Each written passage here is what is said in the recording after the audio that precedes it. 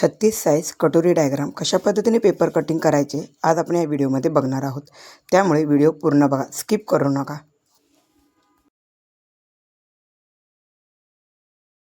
नमस्कार मैत्रिणींनो, माझे नाव चांदणी आणि तुमच्या सर्वांचं चांदणी ब्युटीमध्ये मी स्वागत करत आहे। आज आपण या व्हिडिओमध्ये 36 साइजचा कटोरीचा डायग्राम कशा पद्धतीने तयार करायचा ते दाखवणार आहोत। मी बरेचसे व्हिडिओ टाकलेले आहेत 36 साइजचा कटोरीचा डायग्राम, पण मला कमेंट आलेली आहे की एकदा प्रॉपर तुम्ही आम्हाला व्हिडिओ करून दाखवा की कशा पद्धतीने डायग्राम तयार करता। तर इकडे आता 36 साइजचा आपण कटोरीचा डायग्राम तयार कसा करायचा ते दाखवणार आहे। तर आपली इथे गळा रुंदी घ्यायची आहे, गळे डीप आहे, दोन्ही पण साईडचे गळे डीप असल्यामुळे इथे आपण 2 इंच घेणार आहोत। 2 इंच पॉईंट आल्यानंतर तयार शोल्डर अधिक 1 इंच घ्यायचं आहे इकडे। तर तयार शोल्डर अधिक 1 इंच मी इकडे 3 वरती घेतलेला आहे। त्याच्यानंतर गळा उंची टाकायची आहे। गळा उंची त्यांची 6 आहे, अधिक अर्धा इंच 6.5 वरती मी पॉईंट घेतलेला आहे।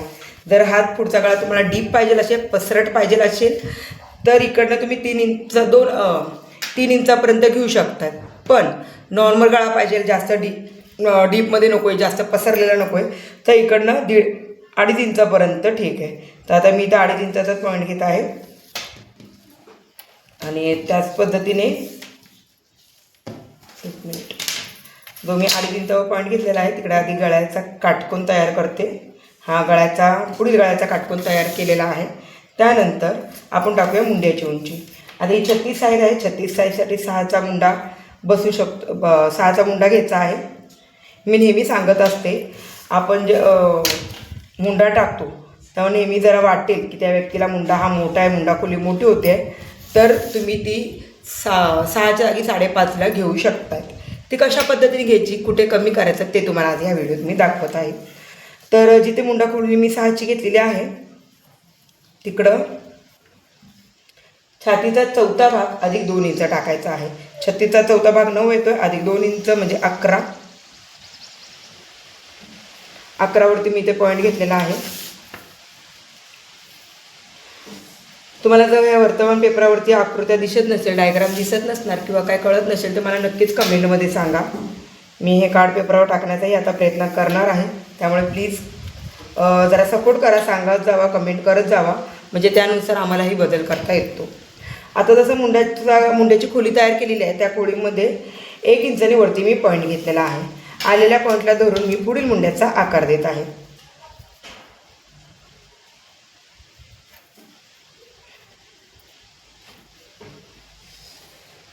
पुढील मुंड्याचा आपण इथे आकार दिलेला आहे, इथे गळा दिलेला आहे, इथे पुढील मुंड्याचा आकार दिलेला आहे।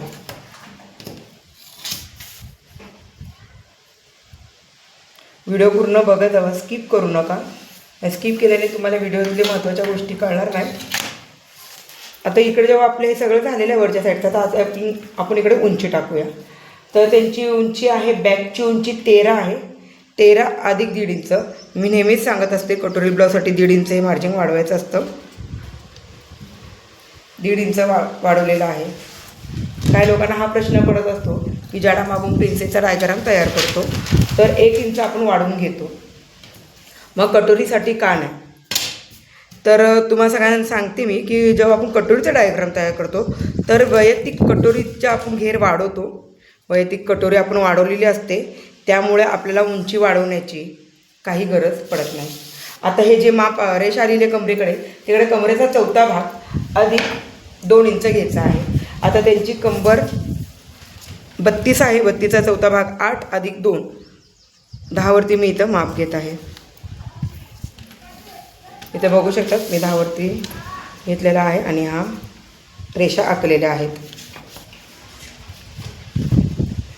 आता आपण ह्याच्यावरती योगपट्टीचा आकार देणार आहोत।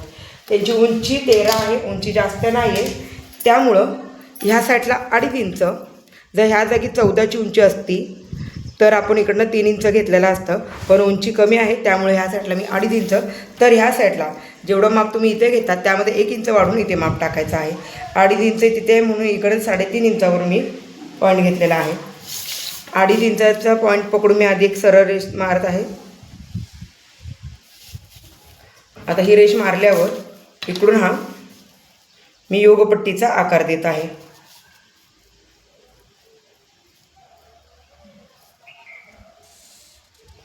तुम्ही इथे बघू शकतात हा योगपट्टीचा आकार आपण दिलेला आहे. योगपट्टीचा आकार दिल्यानंतर इकडं आता 36 साईज असल्यामुळे मी इकडनं हे कटोरीचे माप 5 टाकत आहे.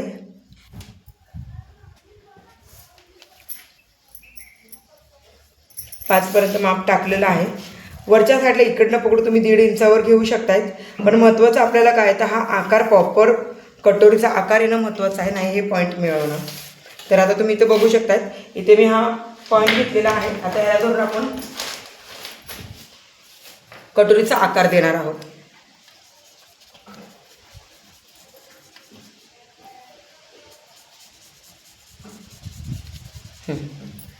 तुम्ही बघू शकता इथे आपण कटोरीचा आकार दिलेला आहे. कशा पद्धतीने आकार आला मला नक्कीच तुम्ही कमेंटमध्ये सांगा. इथे पुन्हा सांगते मी सगळा डायग्राम तुम्हाला. इथे तयार शोल्डर अधिक 1 इंच घ्यायचा आहे. गळा रुंदी 2ची घ्यायची आहे डीप गळे असल्यामुळे. तसंच इकडे आपण 36 साईज असल्यामुळे 6चा मुंडा घेतलेला आहे. छातीचा चौथा भाग अधिक 2 इंच घेतलेला आहे. कमरेचा चौथा भाग अधिक 2 इंच घेतलेला आहे. योगपट्टी उंची त्यांची 13 असल्यामुळे योगपट्टी 2.5 आणि 3.5ची केलेली आहे. तर कटोरी ही 5ने आपण घेऊन 5 अंतर घेऊन ही कटोरीचा आकार दिलेला आहे. आता एक महत्त्वाची गोष्ट, तुम्ही म्हणता मुंडा लहान मोठा कसा होईल, ते लहान मोठा झाल्यास काय करायचं. आपल्याला आपण मुंडा घेर त्यांचा मोजलेला असतो. तर जेवढा आपला मुंडा घेर असतो इथनं अर्धा इंच शोल्डरची सिलाई सोडून इथे मुंडा घेर हा पकडायचा. आता इथे माझा हा 9 येतो आहे बरोबर, हा 9 आला आहे. जर तुम्हाला इथे 8पर्यंत पाहिजे तर तुम्ही अर्धा इंच मुंडावरती घ्या. ही जी रेष आहे ती अर्धा इंचाने वर घ्या, म्हणजेच काय होईल मुंडा लहान होईल. पण जर हा मुंडा लहान पडला असेल तर ती थोडी रेष इकडनं अशी जरा खाली घ्यायची, म्हणजे बरोबर मुंडा बसतो. प्रत्येकाची बॉडी वेगवेगळी असते, त्यामुळे मुंड्यांमध्ये फरक पडतो, छातीमध्ये फरक पडतो, कटोरीमध्ये फरक पडतो. तुम्हाला हा व्हिडिओ कसा वाटला मला नक्कीच सांगा. आणि जर तुम्हाला ह्याची कटोरी ही कशी वाढवायची व्हिडिओ बघायचा असेल तर मला कमेंटमध्ये नक्की सांगा. व्हिडिओ आवडल्यास लाईक करा, प्रश्न असल्यास कमेंटमध्ये करा. थँक्यू.